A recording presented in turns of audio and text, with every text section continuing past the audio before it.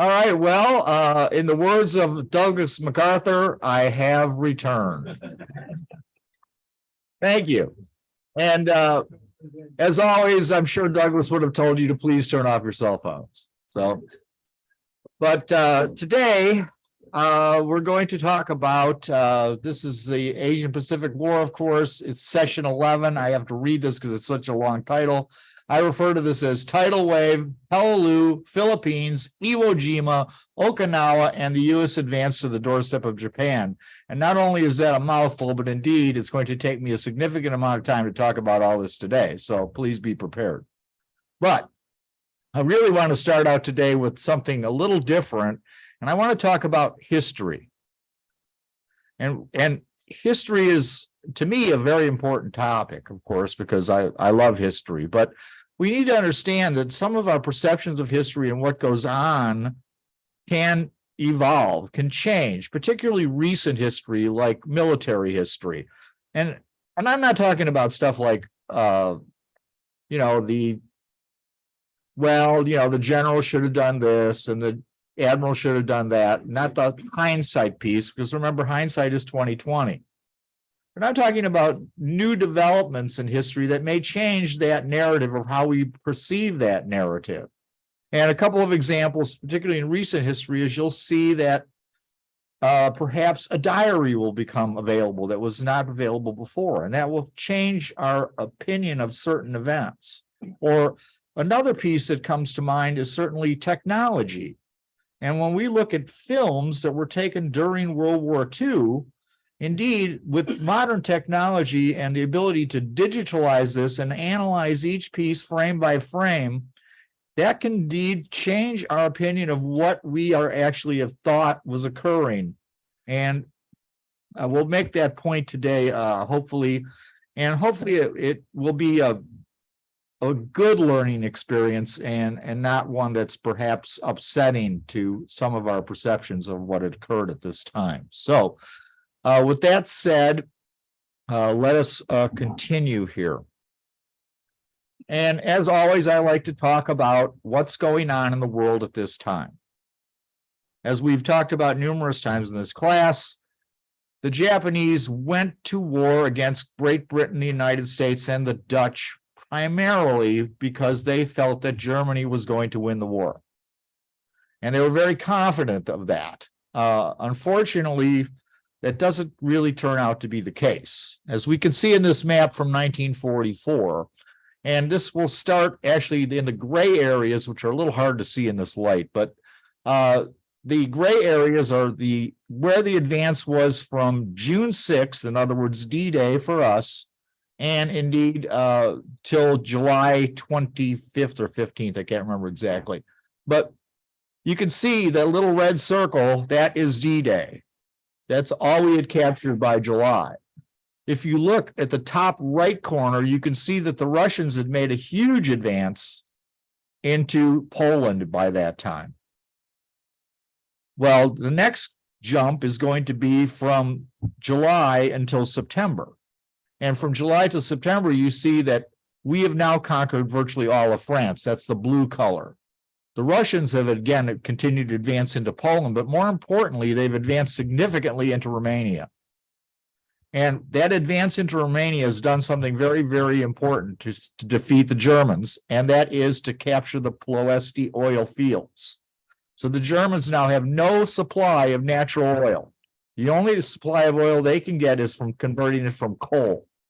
So their war industries are basically now totally crippled by this time. And then, of course, up until December 15th, we see the pink advance where the Russians continue to move significantly into the Hungary, particularly, and the rest of Romania.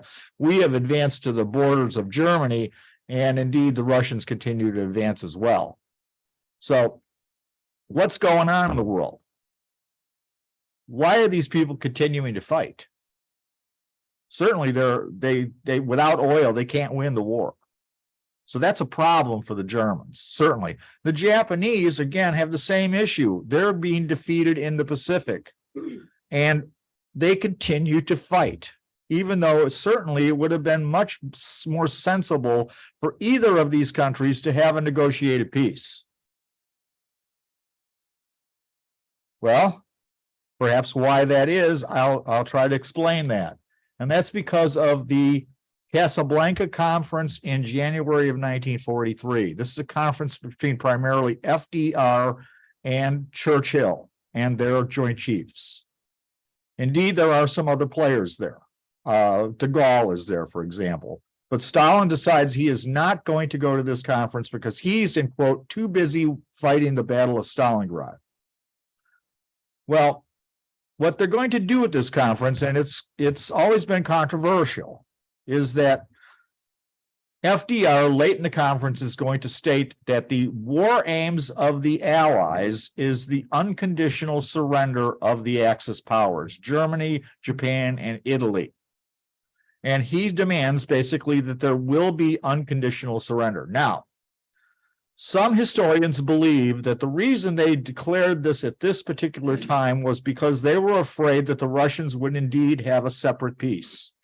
Because remember, the Russians have had a terrible time. Now, they're winning at Stalingrad now, but again, there has been some research that shows that the Russians had begun to reach out to the Germans and look into this. Now, again, it's speculative, very speculative, but that's one of the thoughts that occurred here as far as this position of unconditional surrender. Well, unconditional surrender also has another factor, and it was totally the diplomatic corps of the Allies are like going, what are you doing? You've now put us in a box. We don't have anything to negotiate with, so this is going to greatly limit our ability to have diplomacy. And FDR, when he returns to the United States, he has to give a speech in regard, or basically a report to the United States people about what had occurred at this conference. And he realizes at this point that he needs to perhaps soften this position a little bit. And he'll make this statement. He goes, "We mean no harm to the common people of the Axis nations, but we do mean to impose punishment and retribution upon their guilty and barbaric leaders." So in other words, he's telling the Axis people of those nations that we do not intend to enslave them, for example. Yes? Could it also be a factor that at the end of World War I, when they had the armistice, the Allies never marched into Berlin? We're going to get there in about 2 seconds. Very good point, though. So we can see that indeed this is something he needs to soften, and there's a lot of there's always been the argument that this was a surprise to Churchill. I certainly don't believe that, but you'll see various and sundry pieces in that regard. And I think this was indeed the policy of the Allies for a different reason. And the reasons are this: that indeed what they intended to do was to impose democratic institutions upon the Axis powers in order to prevent future wars. They firmly believed that democratic countries are not that likely to go to war in the future. There was another piece to your piece, is that indeed there is they did not want to have the, in quotes, stab in the back myth.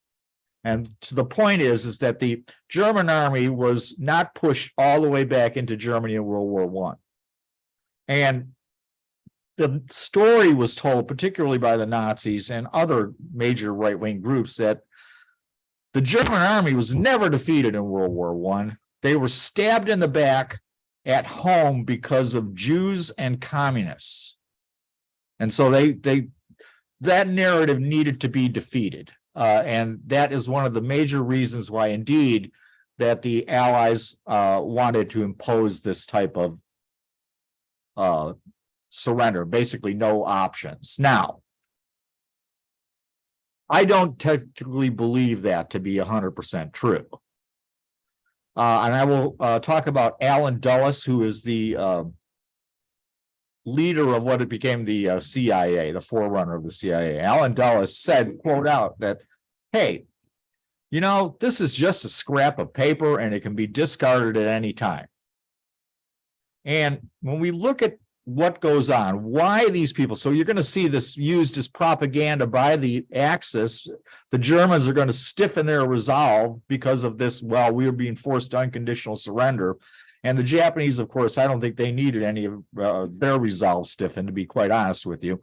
But they're going to use this as a propaganda piece to motivate their people to resist to the very end. Now, my opinion is quite this, is that in Germany, as long as Adolf Hitler is in charge, because of his cult of personality, that indeed they were not going to surrender, and they do not.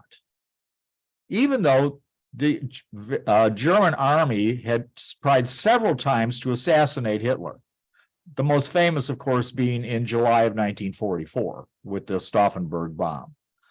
So we see that the cult of his leadership, they do not surrender until after his death in Berlin in May of, actually, I think it was April, well, maybe it had been early May, but when he commits suicide in the bunker in Berlin. And that shows you that the Germans were going to fight to the death. Now, the Japanese have a similar idea, but it's significantly different in other ways. And that is that any war that is under the emperor says this is a just war and we should go to war, any war then becomes just to the Japanese people.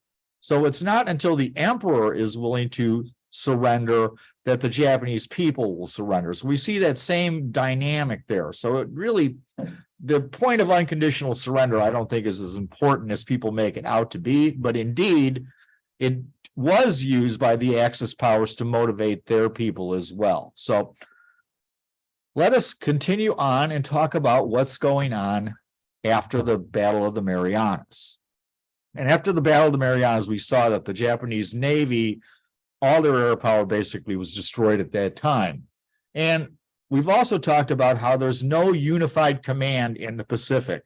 So we have MacArthur in the Southwest Pacific, we have Nimitz in the Central and the Northern Pacific, and there's no centralized command here. And now as the war gets closer to Japan, we start to see these two theaters start to meet. And that's going to be important as to what the next piece is going to be, is how we should continue the war in the Pacific between the US and the Japanese. And so there's two thoughts here. The Navy, as always, wants to do War Plan Orange. So they want to move across the Central Pacific. They want to capture the island of Formosa, which we know today is Taiwan, and they want to capture Okinawa. They want to land on the mainland of China, isolate the Japanese home islands completely, and then the Japanese will be forced to surrender without an invasion of Japan. MacArthur, on the other hand, at this point, wants to invade the Philippines. Now, when we look at the map, you'll see that this is really going to achieve a similar result. And that similar result is because they will cut off the way for the Japanese to receive supplies and natural resources from what they refer to as the Southern Resource Area, which is one of the main reasons, if not the main reason, they went into World War II against the US and Britain. So that is what this issue is. There's a major issue here with how the war needs to continue at this point. Well, this is also going to be tied directly to the United States presidential election of 1944. And we'll talk about this in a little bit of depth here, because MacArthur wants to be president. And he's willing to, and this is really unprecedented, because we've had presidents that were former military leaders. Dwight Eisenhower easily comes to mind. But he is a theater commander in a combat zone. And that is unprecedented, that indeed he would want to be running for president. So he has to do this very surreptitiously. And he's quietly seeking this. And MacArthur has a tremendous amount of hatred for FDR, and he hates the New Deal. He's extremely conservative. And he had been stationed in Washington for many years, head of the Army. And while in Washington, he begins to make a lot of friends, particularly friends that are extremely conservative and surprisingly some isolationists. Now, it seems odd that an isolationist would want to deal with this general, but indeed, the fact is that they saw him as wanting to conduct the war in Asia. They did not want to conduct the war in Europe. They wanted us to stay out of European politics. So, strange as it may seem, they were willing to embrace MacArthur as a potential candidate for the Republican nomination. Well, another piece that's really interesting to me is that there was this incredible cult of personality for Douglas MacArthur. Douglas MacArthur is viewed as this huge war hero, and it seems strange today, really, but he is like, he has his own propaganda wing, for example, in Australia, and they're constantly pumping out messages to the United States government that MacArthur's doing this and MacArthur's doing that, and he's a great guy and he's winning the war. And people in the United States really believe this, and the United States government encourages it well. And for example, kids are named Douglas MacArthur Jones, becomes a very common name. He becomes the Father of the Year for 1942. They named streets after him, schools after him, bridges after him. They even named a dam after him. I mean, it's amazing how popular he was viewed at the home front. So much so, and this one really amazes me, that June 13th becomes, according to the United States Congress, National Douglas MacArthur Day. I mean, I'm like, whoa, okay. I would like a day named after me, but it's probably not going to happen. But he's got this, he's already got a huge ego, and he's got all this boost to his ego as well from the home front. And he begins to have meetings in early 43 with his staff. And what's really incredible here is these meetings aren't to win the war. These meetings are for him to become president of the United States. And he begins the negotiations with Senator Arthur Vandenberg. And the idea is this, that there's going to be two Republican nominees for that are trying to become the nominee. And that's Wendell Willkie, who had lost in 40, and that is Thomas E. Dewey, who is the governor, I believe, of New York at the time. And they are the front runners. And the hope is that the convention will become deadlocked, and then MacArthur will be acclaimed as the true leader of the Republican Party and someone that should be in charge, not just of the presidency, but the entire war effort. And that is the goal. Now, what happens simply is this, is it doesn't work out for him, because Willkie is much too weak and Dewey gets the nomination. So this whole plan goes out the window. But indeed, I think it's very, very questionable that Douglas MacArthur would be trying this hard to become president. By the way, he runs again in 48. There was talk about him running in the 20s. So it's not like this is an unusual situation for him. But I do think it's quite, I would say, wrong, really, for a field commander to be trying to get involved with politics. He's supposed to be subservient to the government.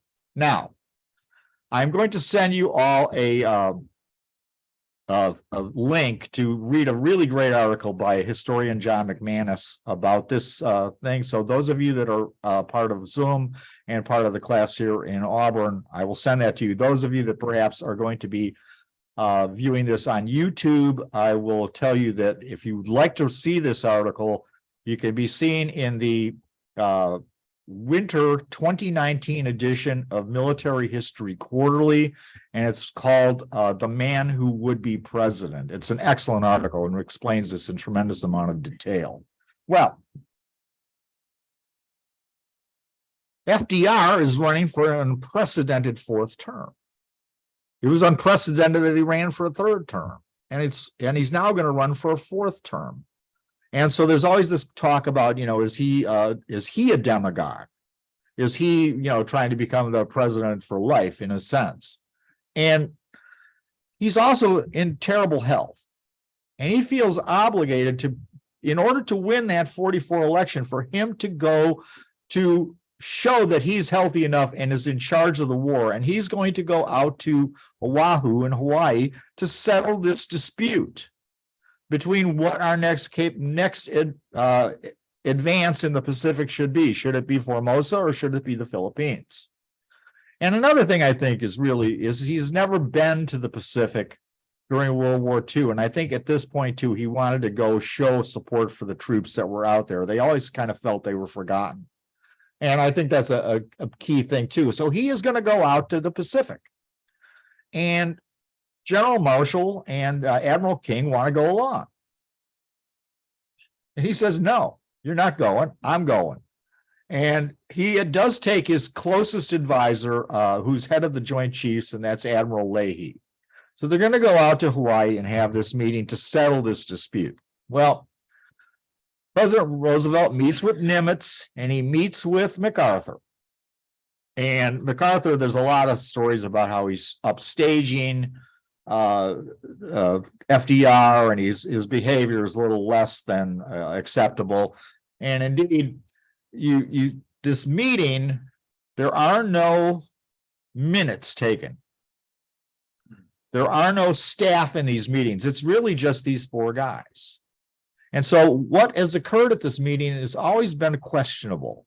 And one of the questions is that indeed he's going to support MacArthur's plan to take the Philippines. And there's good reasons why. And Nimitz supposedly had been very hostile to this in these meetings. That's always the story that you're told. Well, what has come to light is there's a diary that was released from a General Richardson. General Richardson was the Army commander in the Central Pacific, not MacArthur in the Southwest Pacific, but the Army commander in the Central Pacific. And MacArthur, when he came to Hawaii, did not have a place to stay. He doesn't have a headquarters. So he stays at Richardson's house. And every day after these meetings, he would come back to Richardson's house and discuss what had occurred at these meetings. And Richardson kept a diary. And Richardson decided that this diary might be a little controversial. And he said to his family that after his death, it was not to be released until 2015. And so they released this diary, and it was given to historian Ian W. Toll. The family contacted Ian Toll and said, hey, we've got this diary. We'd really like you to take a look at it. And of course, Toll's like, oh, yeah, I don't want to see that. Of course he wants to see that. This is huge. And what a great opportunity for him. And so he has this diary, and we can see in this diary that indeed Nimitz wasn't that opposed to going to the Philippines, because remember, it achieves basically the same purpose, cutting off the route to the supply line to Japan from the Southern Resource Area. Another couple of factors involved with this, why he wasn't that opposed to it, is simply this, that if we attack the Philippines, we're attacking a country that is indeed very friendly to us. They were a U.S. possession.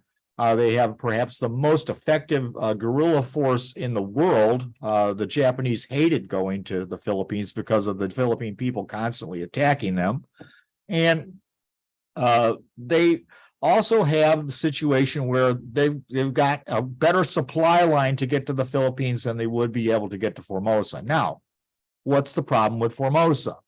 Well, first of all, Formosa is been a Japanese possession since 1895, and it has a large indigenous Japanese population that's going to be incredibly hostile to us. And of course, the same issue with the supply line. So there's a lot of reasons why this isn't such a bad strategy, but there's also the belief that this was also a political decision by FDR because he basically wanted to shut up MacArthur. Because MacArthur could theoretically cause trouble for his ability to become reelected in 1944. So we see that there is a political aspect to our advance in the Pacific. And really, there's a lot of problems with how this develops, I think. But we have to understand that politics does play a part in our role in World War II. So the invasion is going to take place at an island of Mindanao, and that's the southernmost island in the Philippines, large island in the Philippines. And Halsey is at the U.S. Third Fleet at this time, and he's attacked the Philippines. And he sees that the Philippines, the air power of the Japanese is very, very weak. And he says, he goes back to Nimitz and says, you know, we don't need to attack Mindanao. We can move up the time frame and go right for the middle of the Philippines and attack the island of Leyte. And indeed, that becomes the decision. That indeed they're going to attack Leyte rather than they're going to attack Mindanao. And there's a couple of pieces that are involved with this because the planning has been going on for a while. And they were going to attack certain islands in the Palaus, one of those islands being the key island, they believe, of Peleliu. And several of these islands are now going to be bypassed. But the decision is made to continue with the invasion of Peleliu, even though we've changed from Mindanao to Leyte, which will become important. MacArthur desperately wants this. He thinks it can be used to supply air power. Remember, we're always trying to get air power, land-based air power in range of our next objective. And the Navy thinks, well, this wouldn't be a bad idea because indeed we can protect our supply line better if we capture this island. And that's the thinking that goes on here. Well, the Japanese have some thinking as well about what's been going on in the Pacific, and they have realized, as we've seen at Tarawa and we've seen at Saipan, that indeed launching frontal assaults on our beaches, trying to drive us back into the sea, has not been effective. In fact, all it does is cause tremendous amounts of casualties for the Japanese military. So they have made the decision that they're not going to do that anymore. And mostly they're not going to do the Gyakusai attacks, or we refer to them as banzai attacks. They're not going to do that anymore either. They're going to fight as long as they possibly can on these islands in order to inflict casualties. How they're going to do that is they're going to build multiple defensive strong points. They're going to dig in. They're going to dig in. They're going to dig tunnels. They're going to dig caves. And all of that is designed to prevent us from being able to use our firepower effectively because they know our firepower is too great. They can't be in just a trench. They need to be underground in order to survive. And that's what they're going to do. And they're also, of course, as we talked about numerous times in this class and will continue to talk about the cult of death. They will not surrender. They have been told they cannot surrender. This is a disgrace. And indeed, they will fight to the death on these islands. And why will they do this? In order to make our casualties as high as possible and to get a negotiated peace that they believe would be much more in their favor. So that's the idea. And where are they going to try this? They're first going to try this at an island called Biak, and then they're going to try it again at the island of Peleliu. And they are going to dig in, and they're going to make this as deadly as possible, and they're going to perfect this when they get to Iwo Jima, when we get to Iwo Jima. Well, historians, particularly in the 90s, have begun to rethink this process of why did we go to Peleliu? That there wasn't a particularly good reason to capture Peleliu. For example, by moving it from Mindanao to Leyte, Peleliu is 700 miles away from Leyte. It's too far to use basically tactical air power. We can't get fighter planes there. Only thing you could possibly use at that range really at this time would have been like B-24 heavy bombers. The island of Peleliu really can't support that kind of aircraft. It's not that big. And the airfield is not that big, and it doesn't have that great of a port. It's not like Saipan. So to use heavy bombers on this island is really not going to happen. And it can't really be used for a staging area because, again, it's just too far away. So it's got two big problems why Peleliu most likely should have been bypassed, and they knew this because they had bypassed other islands in the Palaus. So I think this is a critical mistake. Again, hindsight's 20/20, but I really believe there was enough information at this time where they should have decided to cancel this operation. Well, why should they have canceled it? is because they expected it to take 2 to 3, 4 days to capture Peleliu like they did Tarawa. And it doesn't take that long. It takes 2 months to capture this island. The 1st Marine Division lands on this island and basically takes terrible casualties trying to capture this thing with frontal assaults, because that's the only way you can root these people out of these bunkers. And the Japanese are going to not fight in the same old way. They're going to stay in those bunkers and fight to the death. And indeed, they have to be rooted out. And that's going to cause tremendous amounts of casualties for the U.S. So this is the first time where the Japanese have almost achieved 1-to-1 casualties with us. Remember, they're on this island, they're surrounded, they're getting bombarded constantly, even though they're in caves. And they don't have all this, they can't get resupplied, etc. So you see that that's going to reduce our casualties in a sense, even though we're making frontal assaults. But indeed, between the U.S. Army and the Marine Corps, we have 2,236 killed, 8,450 wounded, and of these 11,000 Japanese, there's only, what did I say, 19 survivors. And Iwo Jima is going to be even worse, much worse. So again, should we have not gone to Peleliu? That would be my thinking. Well, when we look at the Japanese, though, they need to find a way to defeat the United States Navy. In fact, they need to find a way to defeat the United States Army as well. So they have to basically defend the Philippines. And we could see that on this map, that indeed the Philippines is probably one of the major reasons they went to war with us in the first place, was to secure that supply line.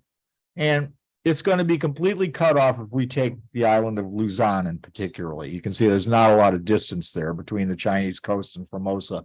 So we can put air power in to cut their line of supply completely if we capture that. Well, after the Marianas Turkey shoot, they of course realized that they don't have the capability to defeat our carrier power. Remember, they lost 363 aircraft to put 1 bomb on the battleship South Dakota. They need a new tactic, and they're willing to use a tactic that most of Western people would think was completely unacceptable. And that was going to be what they refer to as Tokotai, special attack, or we have, primarily because they believe of U.S. linguists, they decided to call it kamikaze, a divine wind. A little argument as to where this, but normally the Japanese never refer to this as kamikaze during the war. They always refer to it as Tokotai. Now, we also see kamikaze as being aircraft attacking carriers. There's also, of course, suicide submarines, suicide torpedoes, suicide land attack weapons. And so this becomes a Japanese, encouraged by the Japanese military for their soldiers to do special attack. And this is going to continue throughout the entire rest of the war. From this point forward, this will become an organized method to try to defeat the United States, or if not defeat us, of course, but at least to get that negotiated settlement that they're always looking for.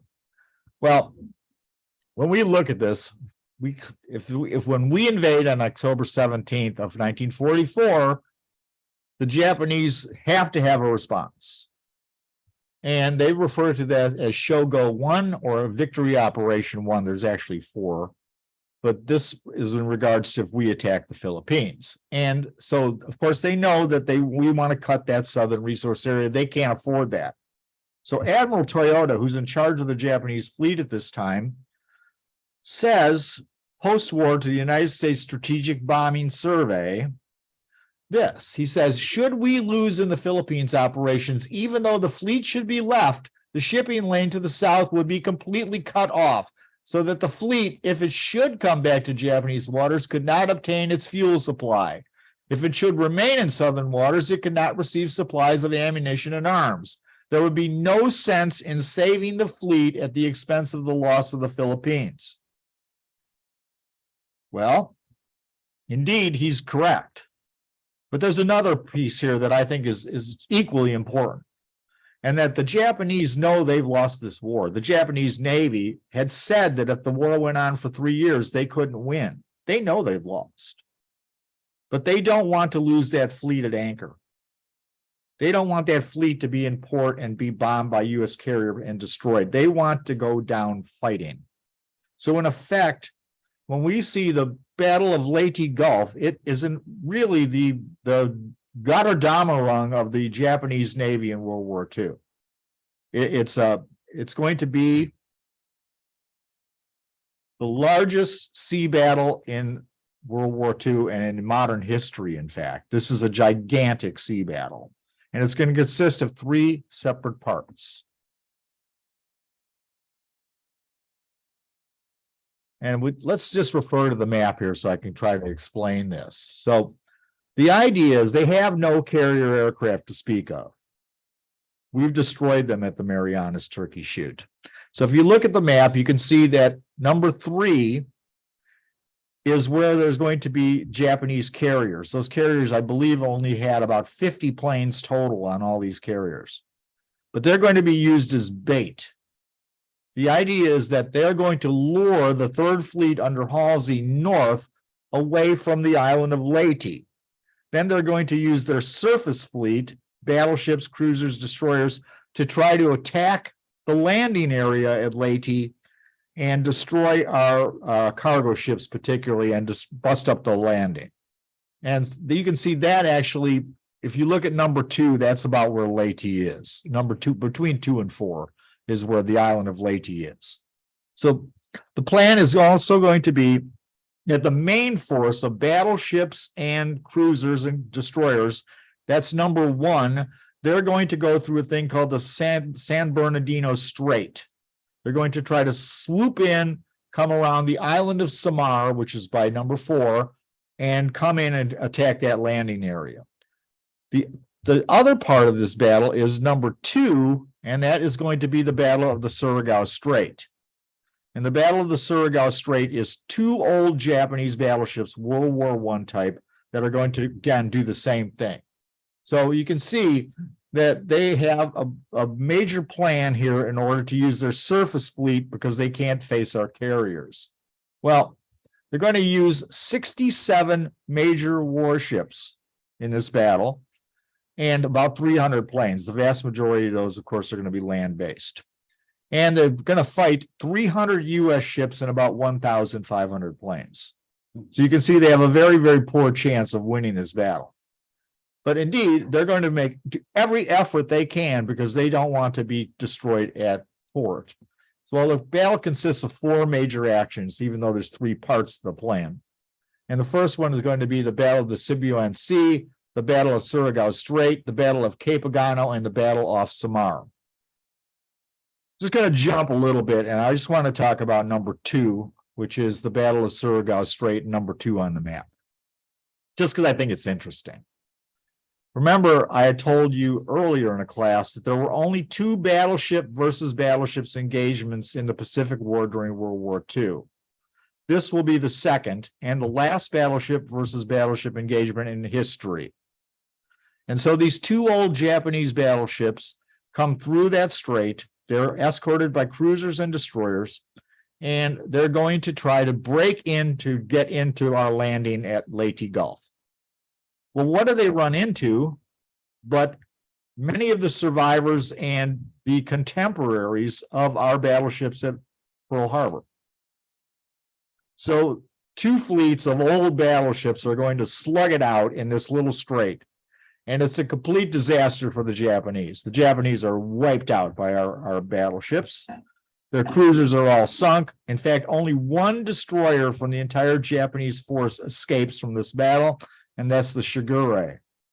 So the Shigure manages to get out of Dodge, and that's the only survivor. So I just think that's just interesting that this is the last battleship versus battleship in history. So that's why I threw that in. Well, what's really going on, of course, is the battle between the main force of the Japanese and the Japanese carriers. So remember, they're trying to lure Halsey north. And they're doing everything they can to attract Halsey's attention, but they're not really particularly successful at this. And one thing we always have to understand about Japanese naval tactics is they tend to be overly complex, and they tend to depend on the enemy doing exactly what they expect the enemy to do. And unfortunately for them, that doesn't quite work out initially. So what happens is the main force that's coming through the San Bernardino Strait is in the Sibuyan Sea. And Halsey spots them and sends a major carrier raid to try to destroy them. And they are relatively successful. This is a very, very potent force by the Japanese. It contains the two largest battleships in the world, the Yamato and the Musashi. They managed to sink the Musashi. And they damaged several of the other battleships. And the commander of this force, Group 1, the center force, he decides, Kurita is his name, he decides to turn around and head back. Well, at that point, Halsey believes that indeed he's defeated this unit and it's retreating. They then see the Japanese carriers, I showed you up in number 3 box, and Halsey makes a beeline directly north to go after these carriers, because remember, we always want to destroy carriers. That's always our goal. And he doesn't leave anybody guarding the San Bernardino Strait. The expectation was that he was going to do that. But he also does another thing. He doesn't tell Admiral Kincaid, who's in charge of the landing force, what they call MacArthur's Navy, and he doesn't tell him that there's nobody guarding the San Bernardino Strait. So he goes heading off, and the Japanese, Kurita, turn around and start heading back for the San Bernardino Strait. Now, what has happened is Halsey has done exactly what the Japanese have asked him to do. He has made their plan much more effective than it ever should have been. And what's going to happen then is going to be a very famous battle off Samar, and that's going to be the Battle of Taffy 3. And just as we understand the Japanese force, it's 23 major warships, it's 4 battleships, including the Yamato, it's 8 cruisers and 11 destroyers. And what are they going to find when they get around Samar? They're going to find this little force of escort carriers. 6 escort carriers, I believe 3 destroyers and 4 destroyer escorts. This is, remember, escort carriers are cargo ships. They're not fast. They're not armored. They're not well defended. And in this case, they're there to supply ground attack for the invasion of Leyte. Well, so what? Are they carrying a lot of torpedoes? No. Are they carrying a lot of armor-piercing bombs? No. They're not equipped to be fighting this battle. And yet they're going to fight this battle. And it's, I think, one of the tremendous, greatest events of the United States Navy. This is a huge moment to me as far as the United States Navy making this stand. Because this little force, what they're going to do is those destroyers and destroyer escorts are going to literally attack Japanese battleships. They're going to try to lay smoke screens to cover these carriers so they can get away. The pilots on these carriers, there's also Taffy 2 and Taffy 1. There's 3 Taffies. So it's not just all the pilots from Taffy 3, just so you understand. But initially, it's just pilots from Taffy 3 trying to fight off these battles. I mean, think about this. You're in this little escort convoy of a group, and out of the blue, here come a bunch of Japanese battleships and cruisers, and you're like going, well, where the heck do they come from?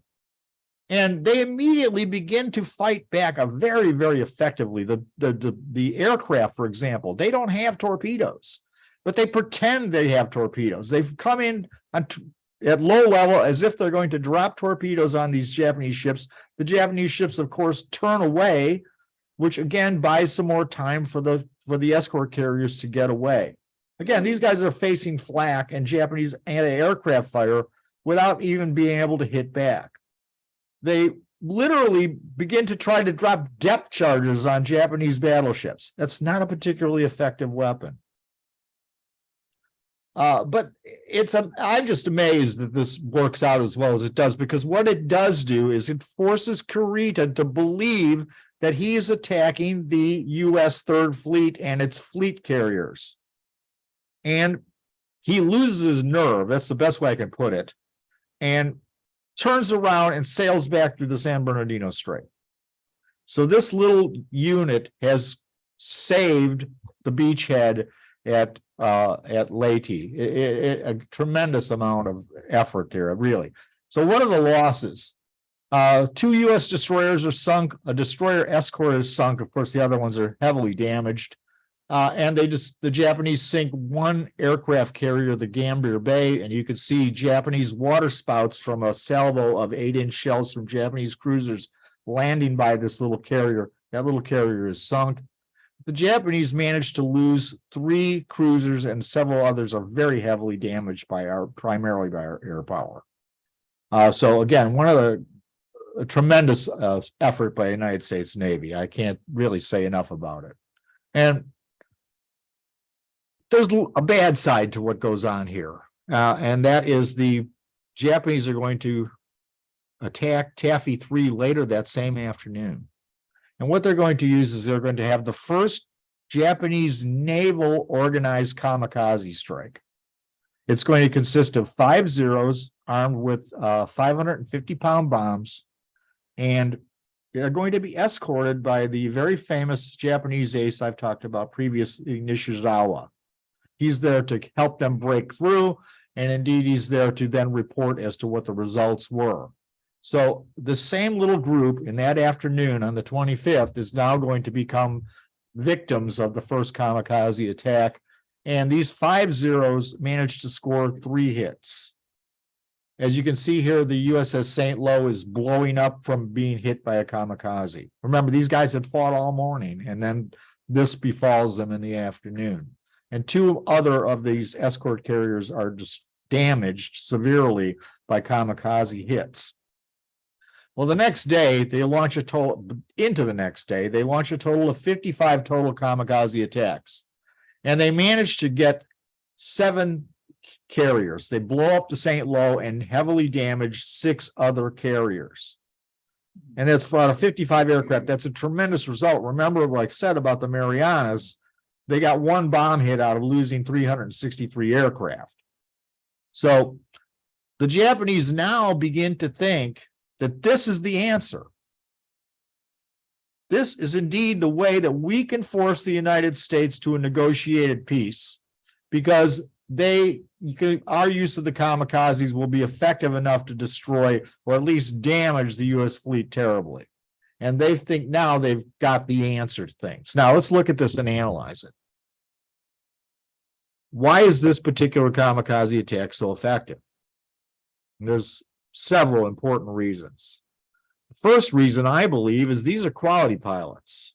These aren't the 40-hour guys that you're going to see off Okinawa. These people are combat pilots, and they are willing to die to try to stave off defeat for the emperor. Another key piece is they're coming in. These carriers are very close to the islands, and they're using the islands as cover. So basically, they can fly in under the radar, avoid our radar capability, and avoid the Hellcats and the Combat Information Center information to stop them. Third piece is they're being protected by some of the greatest pilots in Japanese history. You've got Nishizawa helping these guys break through to make hits. And I think lastly, there's 2 pieces for the U.S. These are escort carriers. These are not fleet carriers, so they're not nearly as well defended. And also, this is brand new. No one expects the Japanese to be crashing aircraft into our carriers. And so this really changes how the United States is going to start to react to the Japanese as well. You're going to see changes in, for example, in types of squadrons that are deployed on U.S. carriers. They're going to cut way back on torpedo bombers and dive bombers and increase heavily on the amount of fighter aircraft that are carried. So we begin to respond to kamikazes too, but at this point, we haven't done that. Well, love this picture. There's so many stories about this picture that I don't want to go into it in depth, but indeed, MacArthur has to walk into the surf onto Leyte to say that I have returned, and he's got his feet wet. And there's a bunch of stories about why that occurred, which are relatively humorous. But I'll leave that for another time. You can look that up. But anyway, on October 17th, like I said, they're going to land in the Philippines. They're going to land at Leyte, and Leyte is extremely lightly defended. They don't expect Leyte to be attacked. They expect us to attack Mindanao.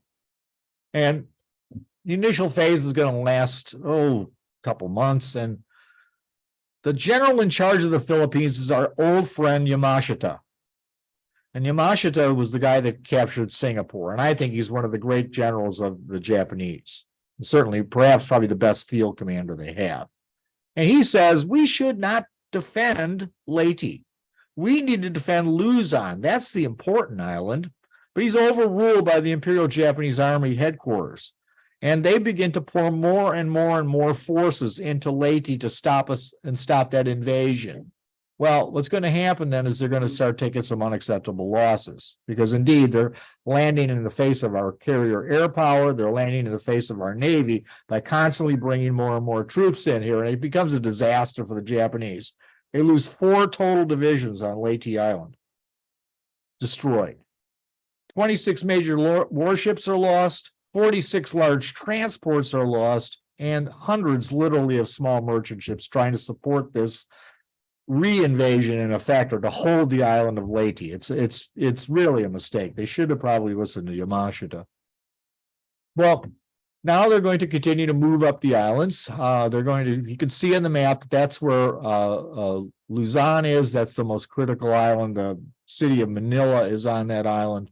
And they're going to capture a little island just south of it called Mindoro. And of course, the reason for that is so we can supply air power to try to, take down the Japanese before our invasion. Always the plan. Well, Yamashita expects the invasion to take place at the same point that the Japanese invaded in 1942, and that's in Lingayen Gulf, and indeed he's correct. And his plan is simply that he's going to slowly withdraw up into the mountains of northern Luzon so he can delay the United States for as long as possible, so that ties down U.S. troops. And indeed, that will help give more time for the Japanese home islands to be defended. And that's going to be his plan. It's a pretty good plan, actually. Well, we land 175,000 troops on Lingayen Gulf. And they land and they begin to move towards, of course, the city of Manila. And on the 11th of February, the 11th Airborne Division finally encircles the city of Manila. So now the city of Manila is completely cut off from the rest of Yamashita's forces. And what that is there's a Navy command in Manila Bay. And Yamashita has ordered them, remember, he's in charge. He ordered them to abandon Manila and join him in the mountains. The admiral in charge of Manila says, no, I'm not going to do that. I'm going to hold this base for as long as possible so that indeed I can prevent the U.S. from using this port. Well, these guys are surrounded. And they are going to fight to the death. And so you got a bunch of young men that know that they're going to die. And any inhibitions that they had at that point are gone.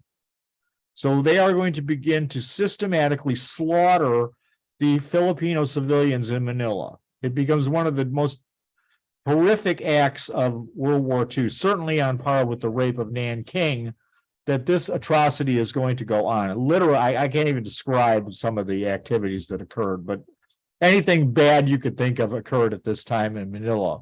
And it's again, you've got a bunch of young guys that know they're going to die, and they just lose any inhibition. It's a terrible, terrible event. Well, anyway, with the loss of Manila, Yamashita continues to withdraw further and further north into the mountains, and he continues to delay our taking of the entire island of Luzon. It doesn't prevent it from being an air base, but he's still fighting and tying up U.S. troops. Well, Yamashita's strategy is incredibly effective because this goes on for 7 months. So for 7 months, we're still fighting in the Philippines. And even by August 15th, when the Japanese surrender comes from Hirohito, Yamashita doesn't surrender. He does not surrender until September 2nd of 1945. And he's going to surrender to the 32nd Infantry Division at that time. You could see him coming out of the bunker at this time. Now, I would point out that Sylvan's father was there as part of the 32nd Division and was there when indeed that Yamashita surrendered at this time. So Sylvan certainly knows a lot about what had occurred at this time in the Philippine Islands. Well, we'll now talk about Iwo Jima. He was executed as a war criminal. Oh, yes, he was executed as a war criminal. Primarily because of the behavior of his troops really in Singapore was a bigger factor than Manila, actually. When you look at the trial data, that was a key part was the behavior of the destruction of a British hospital that he had lost control of his troops there as well. So there's two factors to Yamashita's. It's really it's a show trial, put it bluntly. There's certainly a lot of people today that would say that Yamashita should not have been, well, primarily because of the way the trial was actually conducted. I don't want to go into this in great detail, but there's certainly a lot of scholarship that says he wasn't treated particularly fairly in this trial, and certainly I would tend to agree with that. But to that point, well, now the next point is going to be Iwo Jima. And of course, we have the Marianas Islands, and we have stationed the B-29 bombers there that are beginning to bomb the heartland of Japan. And in order to get there from those islands, you have to fly directly by Iwo Jima. And the United States Army Air Force requests that the Navy capture this island. What they want to do with capturing this island primarily is to put an air base there so that indeed they can begin to use long-range fighter aircrafts, initially P-51s, that will then escort the bombers to the heartland of Japan and destroy Japanese industry using strategic bombing of high-altitude precision bombing. And that's the request by the United States Air Force. There's a couple of other reasons that they throw out as well. There's a radar station on Iwo Jima that indeed they want that radar station taken out. There is the fact that the Japanese have two airfields that are functional and another third being built on this island, that they are using this island as a staging base to launch long-range attacks on Saipan themselves. So their bombers take off from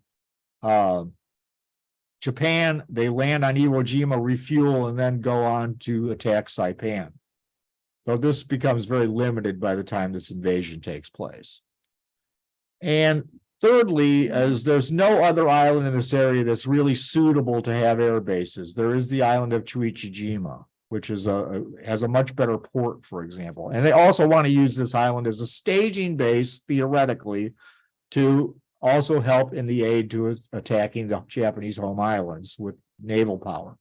Well, a couple pieces of why this is incorrect.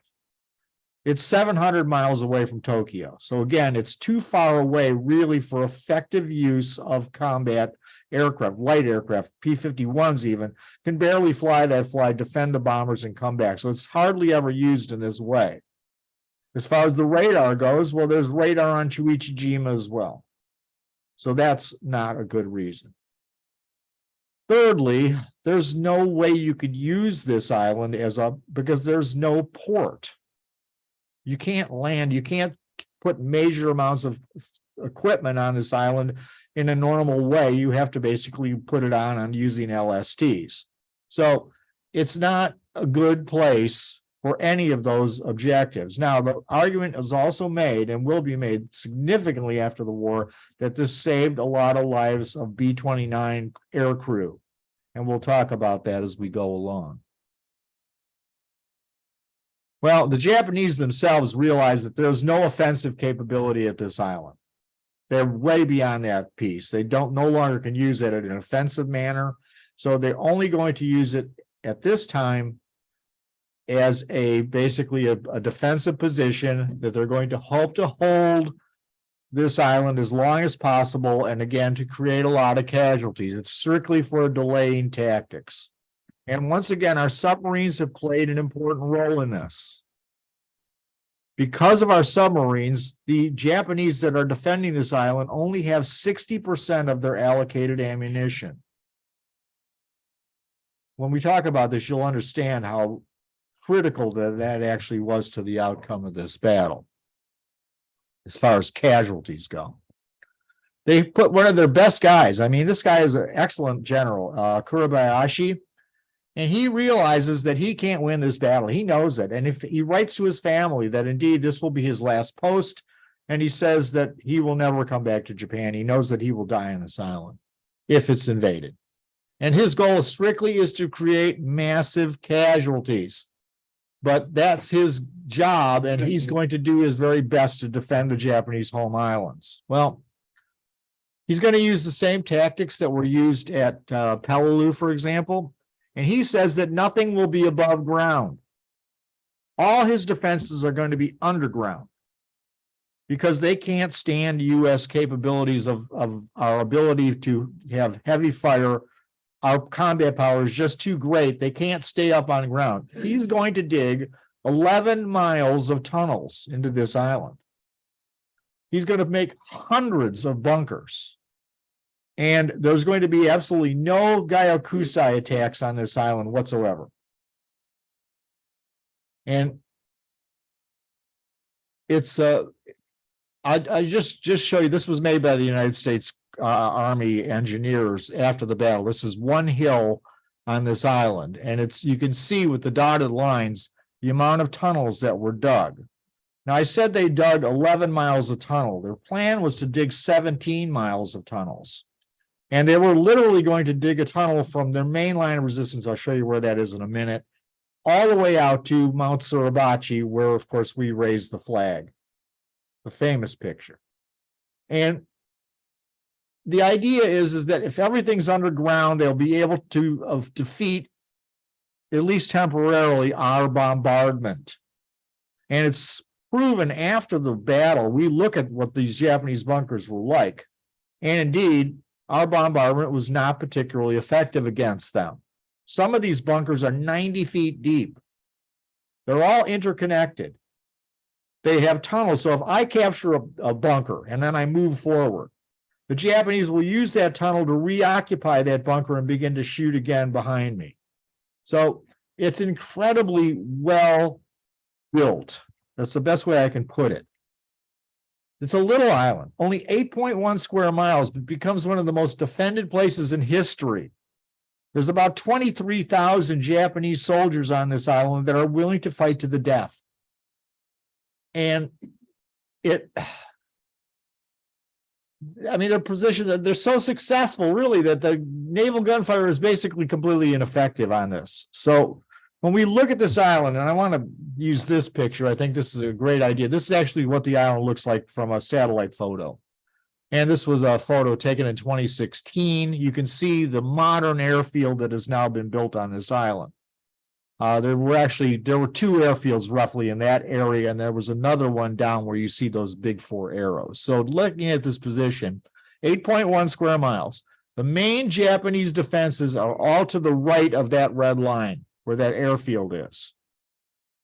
The beaches I marked out by color, these are the actual colors used: Blue Beach 1 and 2, Yellow Beach 1 and 2, Red Beach 1 and 2, and Green Beach. Green Beach is not part of the original invasion. It's used basically later on primarily for logistics. And then all the way in the corner there, you can see where Mount Suribachi is. So you can see that Mount Suribachi is not part of the main Japanese defenses of this island. Well, this is a picture I took in 2019 looking at Mount Suribachi. I had attended what's known as the Reunion of Honor. That's the one day a year where U.S. citizens and anyone really can go visit this island. And that is Mount Suribachi, and that is Green Beach. So you can see why they wouldn't initially attack Green Beach, because of the fact that it's so difficult with all that cliff in front of it. So they attacked further basically towards me in this picture, to the right, or to the left of this picture. And this is a picture that I took from the top of Mount Suribachi looking down on the beaches. This is very near to where the actual flag was raised on this island. And you can see from this position that they are looking right down on that beach. So it's going to be able to put a lot of direct fire on that beach. And also they can observe everything that's going on and radio that back to their main artillery positions. Now, I want you to look at the cloud. And you can see the shadow from that cloud. That is where the main Japanese positions are, not on Mount Suribachi. So when we see the raising of the flag, we need to realize that that was not the end of the battle by any means. I kind of like this picture. That's actually a picture of historian John Parshall. John and I had walked down from Mount Suribachi and back to the airfield together, and he told me a lot of great stuff about my good friend in history, Mitsuo Fuchida, and about basically how Fuchida had exaggerated his role in the war and had told a lot of what I will nicely call tall tales. And it kind of reminds me, thinking back on it, that Fuchida is sort of the Japanese version of Congressman George Santos from New York. So, but anyway, so you can see John there, and you can see the idea of the reason I showed this picture today is indeed that I'm about 100 yards from the water. I'm not anywhere near the water when I'm taking this picture. And you can see the heavy slope to this beach. And you can see, though, John is standing on what's not, there's no sand there. It's all volcanic ash. You can see his feet. And the reason that is no one lives on Iwo Jima. There's no towns. There's certainly no souvenir stands. And so this stuff isn't disturbed. Okay. It's this volcanic ash is not, and again, it's very steep. And you can see, though, in the picture to the right, what happens to volcanic ash when it is disturbed. You can see that these guys are up to their ankles in this stuff. And there was one path leading up from the beach that I took, and you could see when people had walked on this stuff that it got a lot more difficult to walk in, not nearly to that level, but indeed, it stirs up easily. So by being shelled and bombed and people walking on it and trucks and stuff coming on it, this stuff becomes a quagmire, okay? And that's going to be critical to what goes on with this battle. Well, let's talk about the bunkers that are there. This is one of the only bunkers that are on the beaches. Kuribashi did not want bunkers on the beaches, but you can see this one clearly. And that, I believe, is a Type 1 heavy machine gun that is still in this bunker. But what I really want you to note about this is the thickness of the concrete and the rebar. So you can see the rebar that's left when we blasted open this bunker. So these were really, really strong fortifications. They need a direct hit. Yes, sir. What do they use for their aggregate in the concrete, the volcanic stone? I would imagine, I have no idea. What color was it? It was like kind of gray, like normal concrete. They must have brought in sand. They could have. They could have probably harvested some too from the water, perhaps. But regardless, these bunkers were solid. So you can see this one had to have been blasted open by something. And really, to think that there's hundreds of these and nothing's above ground. That's what the Marines are facing. So a good friend, Holland Mad Smith, as we've talked about before, requested a 10-day bombardment of this island. And he does not get a 10-day bombardment. He gets a 3-day bombardment. The primary reason for that is simply that we were also going to invade Okinawa very shortly after this. And so the Navy made a decision there wasn't enough ammunition to go around to bombard this island for 10 days and then use ammunition at Okinawa. And Holland Smith becomes enraged by this and wrote, again, I told you about the book he wrote, Coral and Brass post-war, and just blasts the Navy, saying that this cost the Marines tons of casualties. Now, indeed, I would say I'm sure it did cause the Marines some casualties. But when you look at the quality of the bunkers the Japanese had built, I don't think it was nearly to the level that Holland Smith would make it out to be. But again, that's certainly a problem. Well, They land on the 19th of February, and what happens is the Amtraks and the tanks can't get up this beach because of the volcanic ash. They basically get stuck on the beach, and they can't do anything. And they're sitting on this beach, but there's not a lot of fire. And they're thinking, well, maybe the bombardment worked out. But this just falls into Kurabayashi's plan. He has allowed us to land on the beach and get packed into this beach for a full hour before the Japanese response becomes apparent, with massive amounts of pre-registered artillery fire. And indeed, this is going to cause casualties on that beach for days. And I stress the point that they only had 60% of their ammunition. Certainly, this was a terrible kill zone that Kurabayashi had planned for the Marines. And you can see in the picture that there's really no cover on this island. Everything is there's no trees even today. There's just scrub brush. But there's no real cover here for these Marines whatsoever. They're just out in the open, and the Japanese are in these bunkers. And there's some Marines that claim that they never saw a live Japanese the entire time they were on the island, that they were always underground. And the key objective initially was going to be Mount Suribachi, which we have talked to reason about. Of course, they could fire direct fire onto those beaches easily, and indeed they could be used for observation. And Kurabayashi had only stayed 2,000 troops, about 7 to 8% of his total, on Mount Suribachi.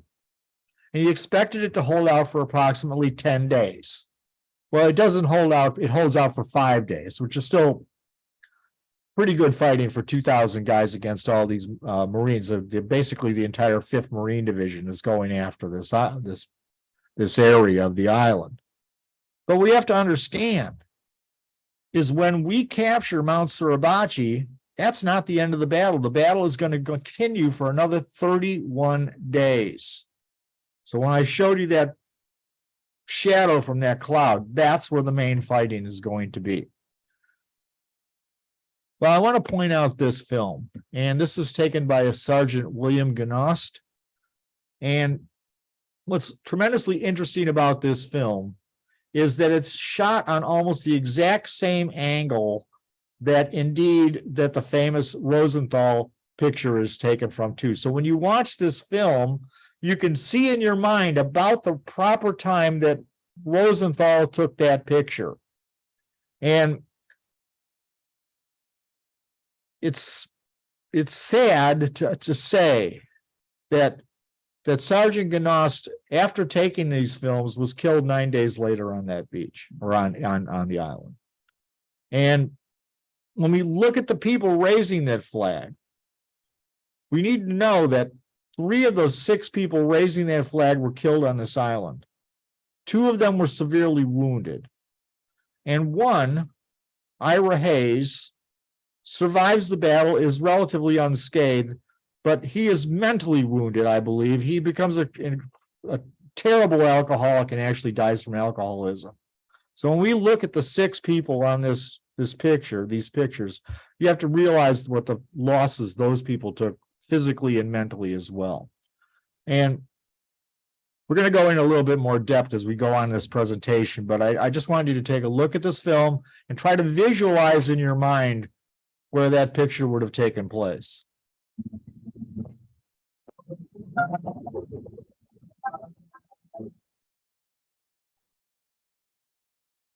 Suribachi is ours. There's the famous flag. Also be able to please note that that is indeed the second flag that was raised. Yes, sir. That's staged because the person didn't have the right. No, it was not staged. That's not true. One of the reasons that it was believed it was staged was because of a miscommunication between Rosenthal and people back in the States. Because remember, Rosenthal didn't know what picture that they wanted to see. He's on the island and going, hey, your picture was great. Everybody loves it.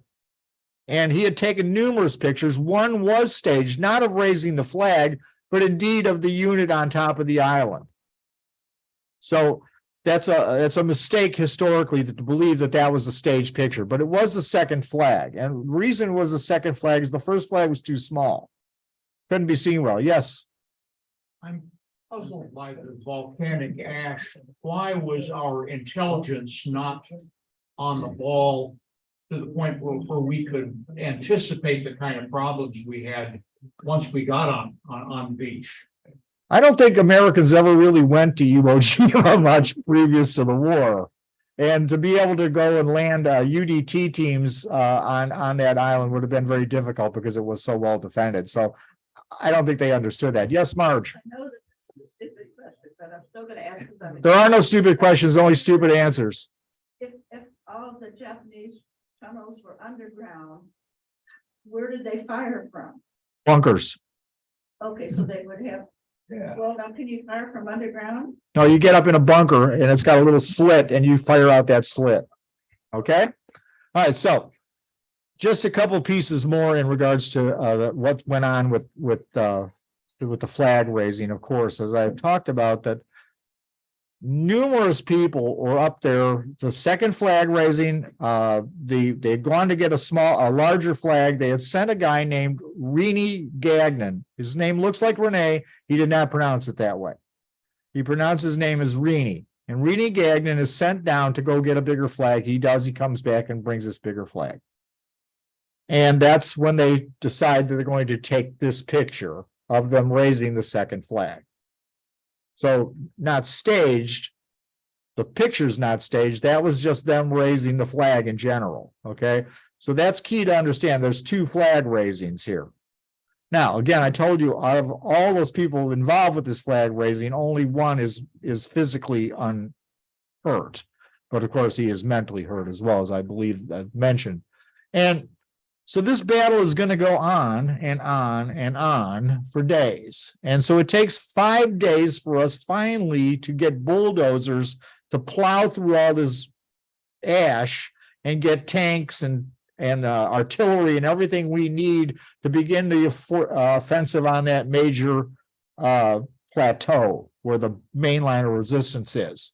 And one of the best things that we can do is to use tanks and flamethrower tanks. Well, the Japanese don't have a lot of anti-tank guns, but they have decided they're going to create a weapon to destroy U.S. tanks. And that weapon is a 10-kilogram backpack of explosives. And a Japanese soldier is to throw himself underneath the tank and then detonate that thing. So we can see that kamikaze is not just aircraft. Indeed, it is the entire Japanese military is going to have Chokotai attacks. Well, on that one little island, 8.1 square miles, we lose 137 tanks. Terrible losses. And this battle, again, each bunker has got to be, there's no cover. You got to keep fighting. You got to keep attacking these bunkers. And finally, on March 26th, the island is declared secured. But the army comes in to garrison the island and maintain the airbase. They kill another 1,062 Japanese. At the end of the war, approximately, I can't remember the exact number, but approximately 2,000 Japanese come up out of these caves and surrender. The last Japanese on this island do not surrender until 1949. So that's how deep these bunkers were and how well defended this place was. But the Prime Minister of Japan, Kuriso, says this. He goes, "There will be no unconditional surrender so long as there is one Japanese living. We must fight to shatter the enemy's ambitions. We must not stop fighting until then." So once again, they continue to go back to unconditional surrender. And I don't believe a bit of that. Quite honestly. Yes. After the war ended, did we abandon Iwo Jima? No, we didn't give it back until 1975. I'm saying, we kept a garrison there. Yes. How did those people who didn't surrender in 1949, how did they feed themselves? Probably stores and raiding our supply lines. Okay. So anyway, they did manage to hang out till 49, but there was a lot of storage there too. But indeed, I think they were probably raiding us as well. And So Iwo Jima is the only battle of Marines fought in the Pacific where the casualties exceeded those of the Japanese. It's critical to understand that. 36 days, we have 26,000 casualties, 6,800 dead, and the Medal of Honor is awarded to 27 U.S. Marines and primarily Navy corpsmen. Corpsman is a medic. And they're not part of the Marine Corps, they're still part of the Navy. And the last surviving Medal of Honor winner from World War II was Herschel W. Williams. Mr. Williams passed away last year. He was a flamethrower operator on Iwo Jima. Well, at this point, we need to talk about not just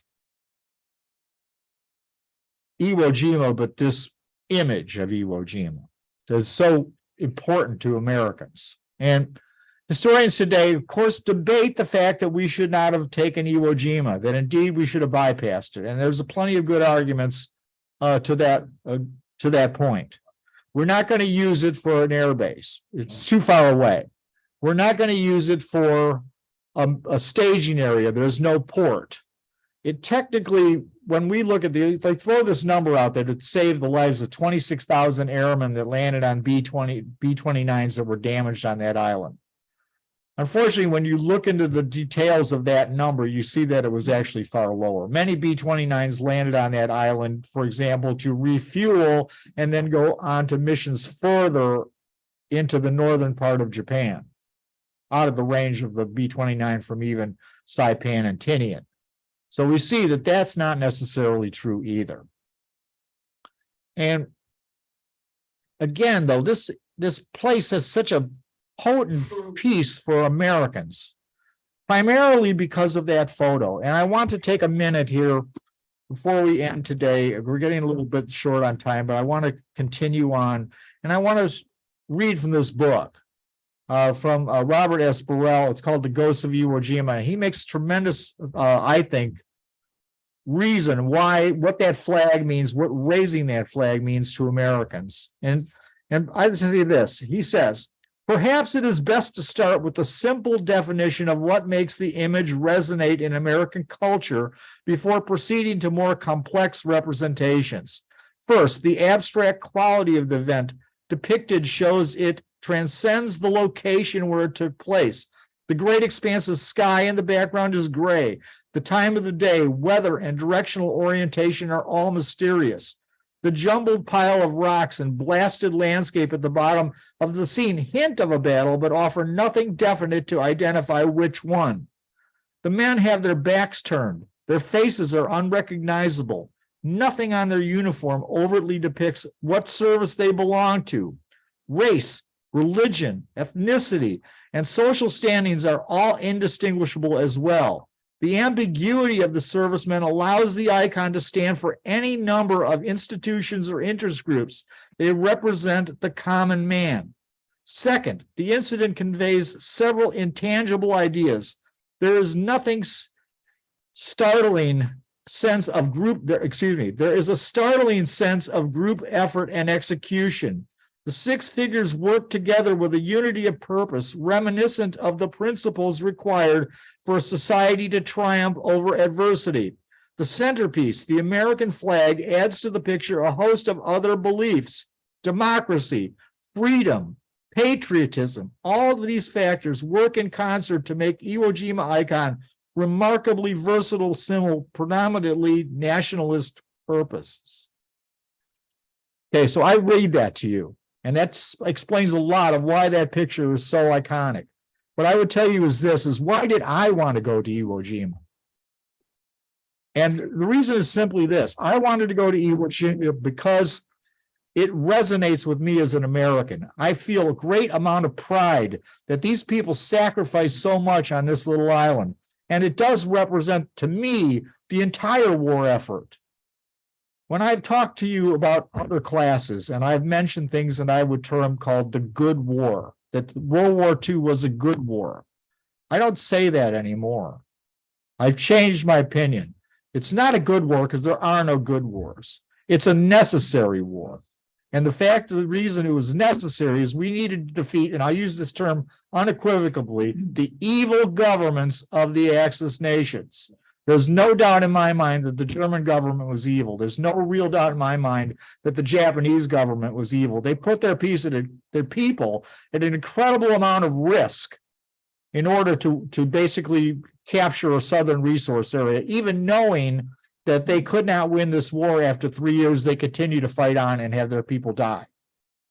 So these governments needed to be defeated.